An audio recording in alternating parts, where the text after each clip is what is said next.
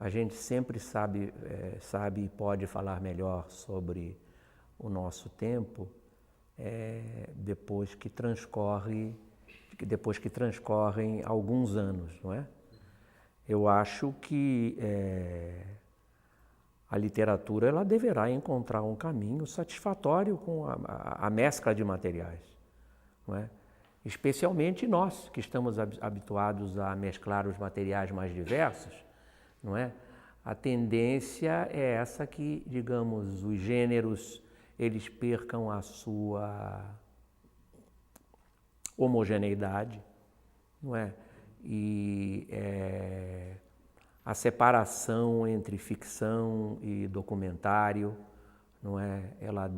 Que na verdade nunca foi muito clara, ela deva desaparecer, não é? E os mecanismos de construção literária deverão sempre se utilizar das mídias digitais para movimentar seus modos de dizer, não é? Mas digamos, na América Latina, de novo, isso sempre foi muito simples, porque como nós sempre tivemos que lidar com as linguagens clássicas, não é? Então nós sempre tivemos que nos aproveitar de um material muito vasto, né? Os poetas da colônia e os escritores da colônia, eles se aproveitavam das linguagens clássicas, da linguagem coloquial, falada no ambiente cotidiano, e aí vinham estribilhos de bairro, linguagem dos vendedores ambulantes. Então, esta tendência a se aproveitar de modo rotatório de inúmeras linguagens, ela esteve sempre no centro das possibilidades de criação literária. Foi isso que criou uma diferença entre a literatura brasileira e a literatura centro-europeia.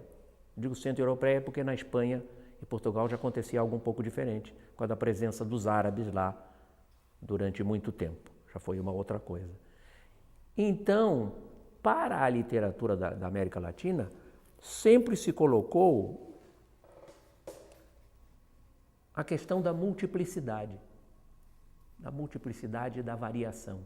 Isto sempre foi insuportável para a cultura clássica e para o modernismo, para o moderno, não é? Muita gente boa usava a palavra modernismo. Isso não interessa. Se eles fossem vivos agora, provavelmente a estariam repudiando, não é? Quer dizer, não, mas Oswald de Andrade falava no moderno. Ele falava porque era o modo dele se opor a uma classe abastada, não é? E retrógrada.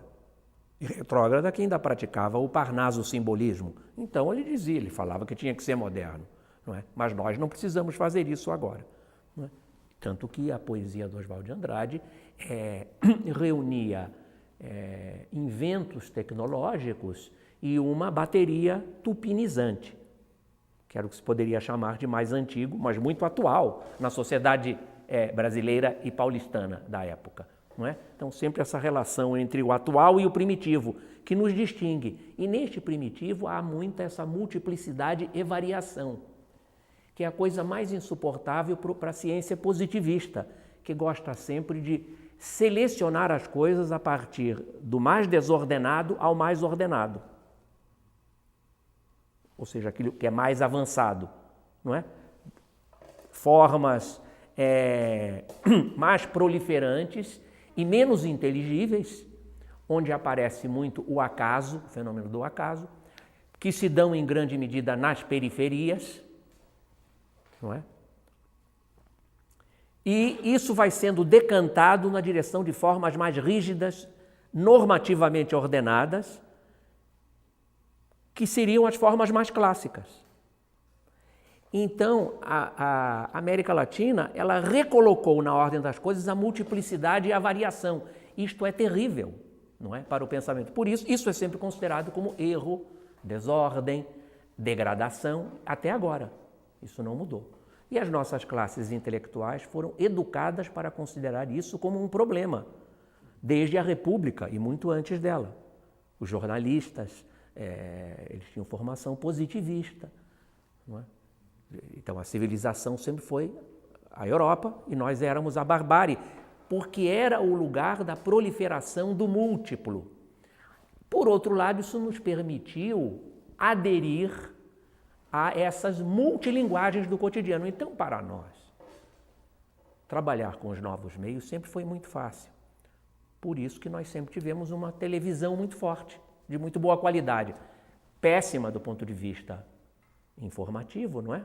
Por causa dos comprometimentos com o capitalismo internacional, que as redes de televisão têm, mas de muito boa qualidade quando se trata de criações, não é? Pense nos seriados brasileiros, da televisão, disso que eu estou falando, em vinhetas, etc., não é?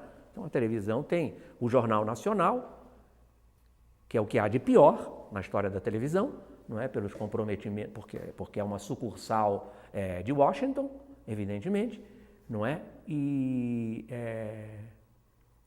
por outro lado, uma capacidade de criação dos seus profissionais muito grande quando se trata de montagens audiovisuais, para falar de uma maneira geral. Então, esta capacidade, ela vem de muito longe, tem que ver com o saber lidar com a multiplicidade e a variação. Qual é o problema? É que junto a esta capacidade de lidar com o múltiplo e o variado, que é a coisa mais difícil que há, não é? Vou dar um exemplo assim, catastrófico e muito próximo de todos nós. Imagine a mulher por quem a gente está apaixonado chega e diz assim, olha, eu gosto um pouco também de outro homem. Isto é a variação. A variação e a multiplicidade é isso, não é? Lembra de um poema do Carlos Drummond de Andrade? Carlos, sossegue, o amor é isso que você está vendo. Hoje beija, amanhã não beija, depois de amanhã e domingo, e segunda-feira ninguém sabe o que será. Multiplicidade e variação. A nossa sociedade é formada na multiplicidade e variação, de raças, de linguagens, de todas as coisas. Por isso ela tem essa capacidade de dar o bote no outro, que é o elemento justamente ameríndio, a força ameríndia na nossa produção literária, que está nesses grandes autores aí, Guimarães Rosa, e Manuel de Barros, não é? Para citar pessoas de épocas já diferentes. E isso acontece em Cuba, na Venezuela, não é só no Brasil. Isso faz, não é? Isso que um antropólogo chamou de maneira muito interessante, brincando com o Deleuze, que chama isso de différence com A, em vez de dizer com E, porque a différence com E-N é a diferença normal. Como ele acha que há um retalhamento da diferença, para falar de alguma maneira, ele chama de diferença com A, inventa uma palavra. E o Viveiros de Castro, antropólogo brasileiro, vivo, ele chama isso de diferença, que é porque nós temos então essa onça. Essa onça. Isso que Oswald de Andrade já viu, que é a onça, que ser ou não ser, é tupi ou não tupi, essa é a questão. Né? Essa é a coisa interessante. Mas então eu estava dizendo, junto com essa força para absorver o outro, e a absorção do outro sempre é miniatural. Então a gente só pode apreender a multiplicidade a partir do miniatural, do micro. Este é um problema. Vocês estão na área de literatura, vocês devem saber como é interessante e difícil analisar microestruturalmente uma obra, um poema, por exemplo. A gente sabe que o que vale não é só o significado das palavras, mas o som, a grafia, a colocação na frase. E aí você vai descobrindo um mundo de pequenas coisas que é o único que pode dar conta daquele texto. Isso é só isso que é analisar um texto.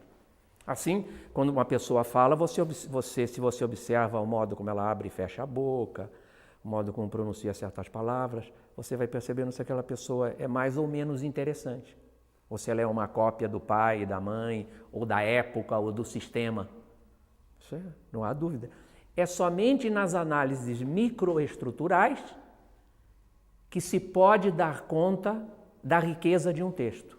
Desde o texto mais simples até o texto mais complexo. Então, junto a essa enorme capacidade nativa que nós temos,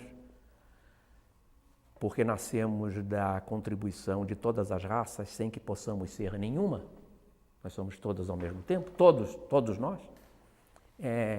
existe uma crescente planificação normativa que tem se desenvolvido com todo o ardor para impedir que a diferença se mostre, através de sistemas simbólicos que tendem, ou seja, a penetrar através de dispositivos de poder muito diminutos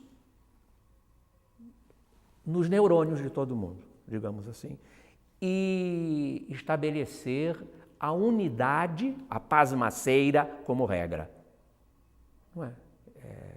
Então, isso é uma coisa que está em luta.